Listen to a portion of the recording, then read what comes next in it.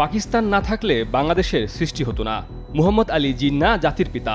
শুধু তাই নয়, উর্দু গান কবিতায় ঢাকায় পালিত হয়েছে পাকিস্তানের জাতিজনক মুহাম্মদ আলী জিন্নাহর ৭৬তম মৃত্যুবার্ষিকী।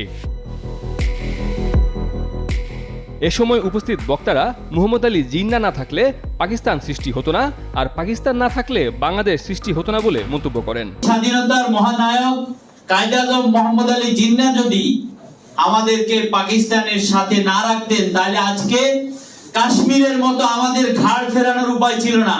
জাতীয় প্রেস ক্লাবের তোফাজ্জল হোসেন মানিক মিয়া হলে পাকিস্তানের জাতির পিতা মুহাম্মদ আলী জিন্নাহর ৭৬তম মৃত্যুবার্ষিকী স্মরণে এসব কথা বলেন বক্তারা।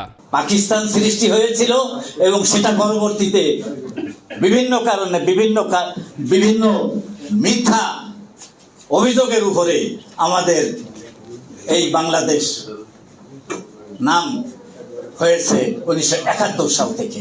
অনুষ্ঠানে জিন্নাহকে নিয়ে একটি উর্দু কবিতা পাঠ করেন জাফরুল হক জাফর। বাংলাদেশে অধ্যয়নরত দুইজন পাকিস্তানি শিক্ষার্থী মোহাম্মদ তাহির ও কামরান আব্বাস জিন্নাহকে নিয়ে উর্দুতে গান পরিবেশন করেন। মিল্লাত কা পাসবা হ্যায় মুহাম্মদ আলী জিন্নাহ, মুহাম্মদ আলী জিন্নাহ। এ সময় অনুষ্ঠানে ঢাকায় নিযুক্ত পাকিস্তানের হাই কমিশনার প্রধান অতিথি হিসেবে উপস্থিত থাকার কথা থাকলেও তিনি আসেননি। অনুষ্ঠানে উপস্থিত ছিলেন deputy high commissioner Kamran Dhangal.